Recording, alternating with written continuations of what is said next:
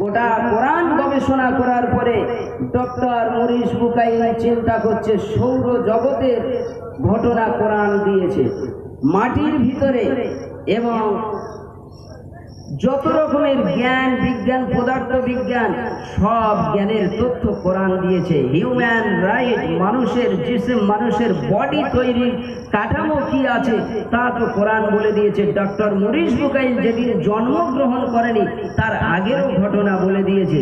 তো তিনি দেখতে দেখতে দেখলেন যে কোরআনের ভিতরে তো সব বলা হয়েছে। তিনি তখন মেনে নিলেন যে এটা পৃথিবীর কোনো মানুষের তৈরি নাই, লাইসা কালামিহিল বাশার, এটা হলো স্রষ্টার পক্ষ থেকে। তিনি ইসলামের কালেমা পড়ে নিলেন, there is no god except Allah, is the Muhammad সাল্লাল্লাহু আলাইহি ওয়াসাল্লাম মেসেঞ্জার অফ আল্লাহ। ইমানের কালেমা পড়ে মুসলমান হয়ে গেলেন, বলুন সুবহানাল্লাহ। ডক্টর মরিস বুকাইল একটি বই লিখেছেন, বইটার নাম হলো মডার্ন এজ অফ সায়েন্স। এই মডার্ন এজ অফ সায়েন্স একটি বই লিখেছে। সেই বইয়ের ভিতরে কোরআন সম্পর্কে তিনি উদ্ধৃত হলো কোরআনের মর্যাদা, কোরআনের মর্তবা, কোরআনের শান সম্পর্কে তিনি তুলে ধরেছেন। ব্রাদার ইসলাম, আমাদের সন্তানদেরকে কোরআন শেখাতে হবে। এই কোরআনে কোনো ভুল নাই, কোনো সন্দেহের অবকাশ নাই, বলুন সুবহানাল্লাহ। তো আমার বাবাজিরা, আজকের সেই ঈদুল দিন, ঈদুল ফিতরের সময় চলে গেছে, যে উপলক্ষ করে, যে কেন্দ্র করে ছেলেরা জলসার আয়োজন করেছিল। বিশ্বনবী সাল্লাল্লাহু আলাইহি ওয়াসাল্লাম পৃথিবীতে সত্য প্রতিষ্ঠিত করেছেন, আর তিনি গরিব দুঃখী শ্রমজীবী সমস্ত মানুষের মর্যাদা দিয়েছে, সবার দিয়েছে অধিকার, বলুন সুবহানাল্লাহ।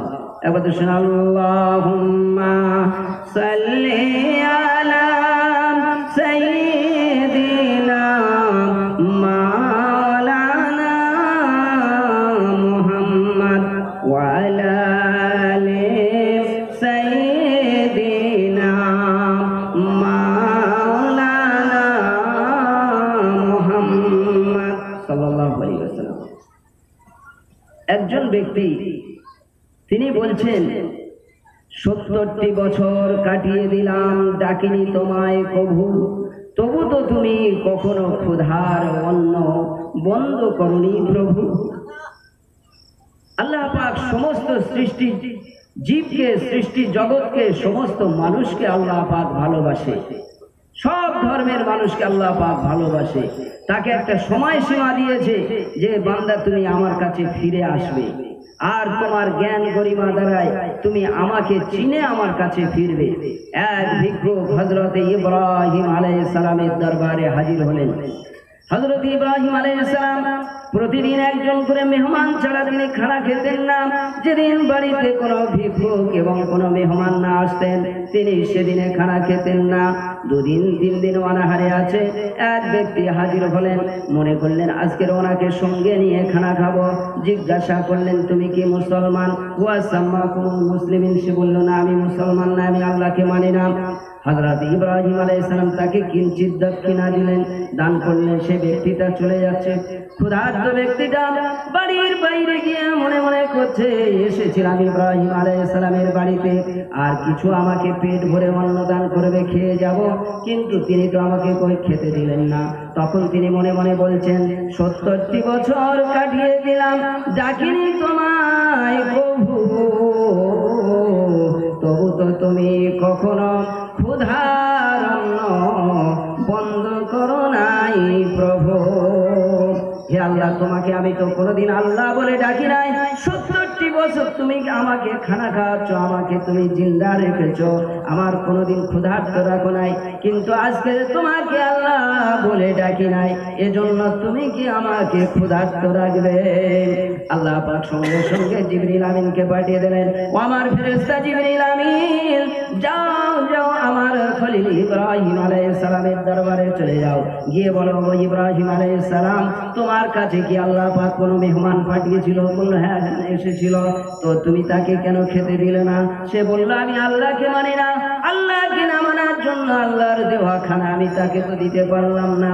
বলল, এখনই আল্লাহ পাকের নির্দেশ, সেই মেহমানটাকে খুঁজে এনে তাকে খানা খাওয়াও। হযরত ইব্রাহিম আলাইহিস সালাম পার্বত্য অঞ্চল মরুভূমির উপরে তিনি খুঁজতে বার হলেন কঠিন রোদের সময়। গিয়ে খুঁজে খুঁজে ভিক্ষুকটাকে নিয়ে এলেন। ভিখারিটাকে নিয়ে এসে উত্তম বিছানা বিছিয়ে দিলেন, দস্তরখানা দিলেন, সুন্দর খাবার পরিবেশন করলেন। খাবার পরে ভিক্ষুকটা বলছে, ও ইব্রাহিম আলাইহিস সালাম, একটু আগে আপনার বাড়িতে এসেছিলাম, তখন আপনি আমাকে ফিরিয়ে দিয়েছেন। আরে এখন কেন এত হন্তদন্ত হয়ে এই কঠিন রৌদ্রের সময় মরুভূমির বালিগুলো চিকচিক করছে, গরম হয়ে গেছে, তখন আপনি আমাকে কেন খুঁজে এনে খানা খাওয়ালেন বলুন? হযরত ইব্রাহিম আলাইহিস সালাম বলছে, ওহে সাহিল শোনো, তুমি বাড়ির বাইরে গিয়ে যার কাছে অবজেকশন করেছো সে আমাকে বলেছে যাও তাকে খুঁজে আনো। বলে আমি তো কারোর কাছে কিছু বলি নাই। বলে তুমি বাড়ির বাইরে গিয়ে এই কথা বলেছ, 70 বছর কাটিয়ে দিলাম, ডাকিনি তোমায় কভু, তবু তো তুমি কখনো ক্ষুধার অন্ন বন্ধ করনি প্রভু। এ কথা বলেছো? বললো হ্যাঁ আমি তো বলেছি, তো কেউ শোনে নাই। বললো যিনি অন্তর্যামী তিনি শুনেছেন, সেই আল্লাহ পাক তোমার কথা শুনেছে, আর তোমার জন্য আল্লাহ পাক আমাকে নির্দেশ দিয়েছে তাকে ডেকে এনে খানা খাও। এই পৃথিবীতে হাজার হাজার আল্লাহর নাফরমানকে আল্লাহ খানা খাওয়ায়, বিসমিল্লাহ বলেও খায় না, তাকেও আল্লাহ খাওয়ায়। তাই এখন তুমি যখন আল্লাহকে ডেকেছো, আল্লাহ পাক তোমাকে আমার মেহমান বানিয়ে দিয়েছে, তোমাকে ক্ষুধার্ত রাখতে পারি না, এই জন্য তোমার খানা খাওয়ালাম। সঙ্গে সঙ্গে বললেন, ওয়াইলাহুকুম ইলাহুন ওয়াহিদ লা ইলাহা ইল্লা হুয়ার রহমানুর রহিম। ওয়াইলাহুকুম ইলাহুন ওয়াহিদ, ইলাহ হলেন একজন, তিনি ছাড়া আর কেউ ইলাহ নাই। ওয়াইলাহুকুম ইলাহুন ওয়াহিদ লা ইলাহা ইল্লা হুয়ার রহমানুর রহিম। আমি সেই আল্লাহর প্রতি আনুগত্য স্বীকার করলাম, তিনি ছাড়া আর কোন স্রষ্টা নাই। সঙ্গে সঙ্গে ইমানের কালেমা পড়ে মুসলমান হয়ে গেলেন। বলুন সুবহানাল্লাহ। আল্লাহ পাক তার নাফরমান বান্দাদেরও খানা খাওয়ায়, তবে যিনি বিসমিল্লাহ বলে খানা খাবে আল্লাহ পাক তার বিসমিল্লাতে বরকত দান করবে। বলুন সুবহানাল্লাহ। ছোট্ট একটি ঘটনা বলে শেষ করতে, হুজুর বসে আছে, একবার একটা কাসিদা পড়বো, পড়ে তোরে শুরু করবো। প্রভাতী কিরণ দুলে দুলে বলে রব্বি সাল্লিম আলা মারহাবা ইয়া রাসূলাল্লাহ, মারহাবা ইয়া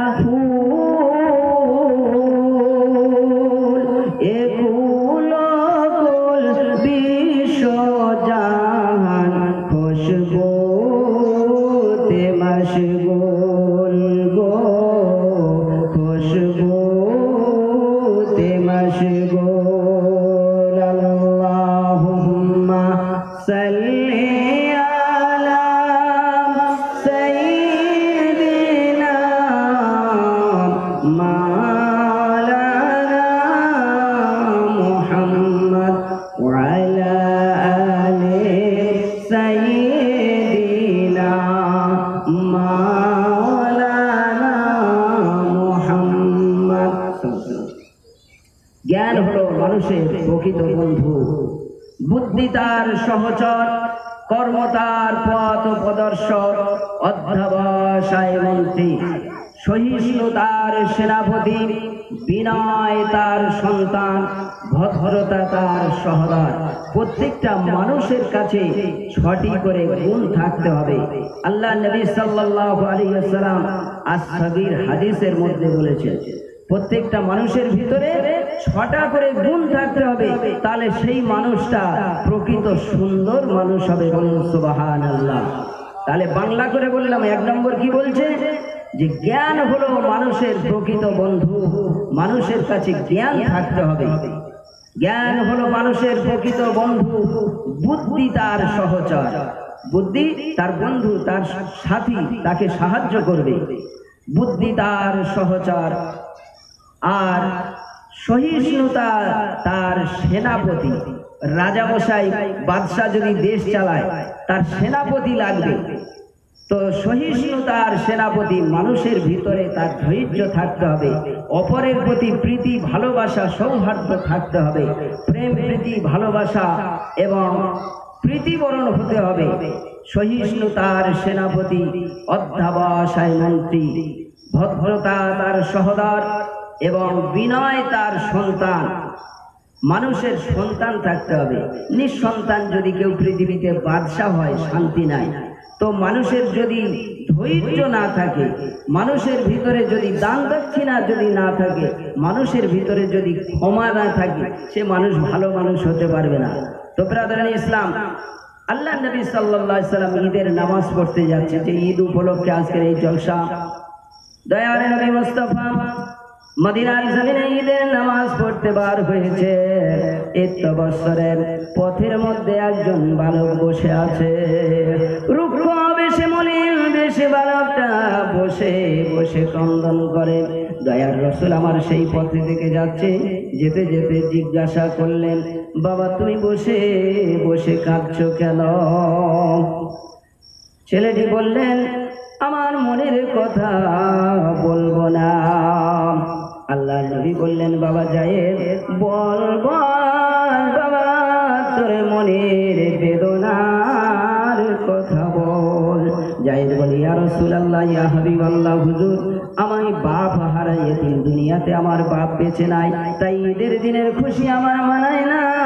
মা আমার দ্বিতীয় স্বামীর দ্বার গ্রহণ করেছে, এজন্য সেই সহদার পিতা মা যখন একটু আদর করে, স্নেহ করে, মুখে চুমো দেয়, সেই পিতা সহ্য করতে পারে না।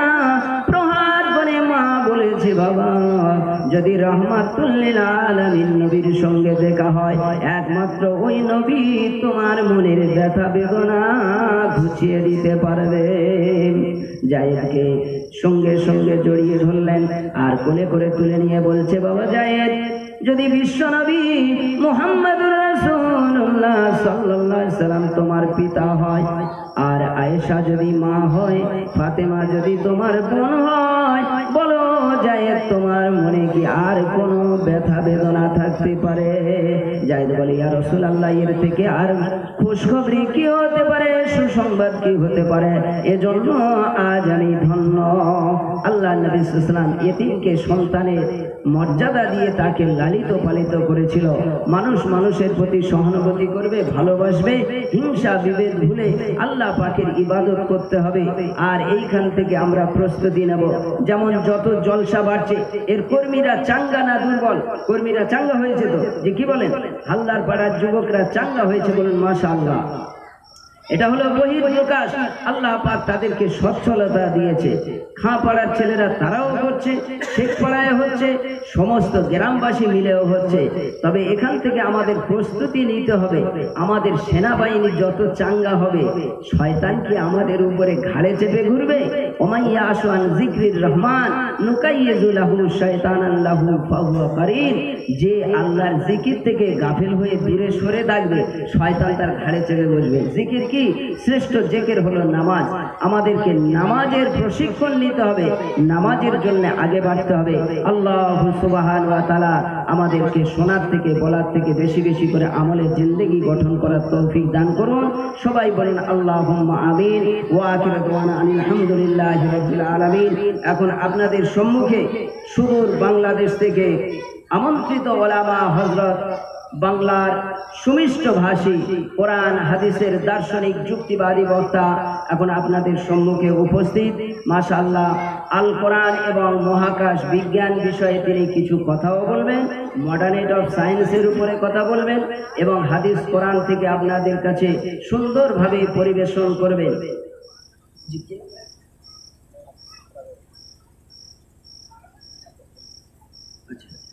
জনাব হযরত মাওলানা আব্দুল সত্তার আজাদি সাহেব এখন আপনাদের সম্মুখে ওয়াজ করবেন।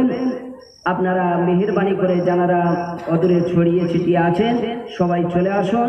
ওলামা হযরতকে আমি রিকোয়েস্ট করছি, অনুরোধ করছি, এখন তিনি আপনাদের সম্মুখে খিদমতে হাজির হবেন। তশরিফ নিয়ে আসছেন ইনশাআল্লাহ। নারে তাকবীর, নারে তাকবীর, নারে তাকবীর। সিলসিলায়ে ফুরফুরা শরীফ। নাম ঠিক আছে, উনি বললেন যে আমার নাম আব্দুল সত্তার আজাদি সাহেব, এখানে তোমরা কি বলতে জানি না। হ্যাঁ, আমি থেকে না জেনে বলবো। আল কোরআনের আলো, আল কোরআনের আলো, আল হাদিসের আলো। মা আমিনার নয়নমণি তোমায় জানাই আসসালাম, আসসালাম, আসসালাম। মা আমিনার নয়নমণি তোমায় জানাই আসসালাম। আল হিলাল জিন্দাবাদ। আল হিলাল, হিলাল মানে নতুন চাঁদ।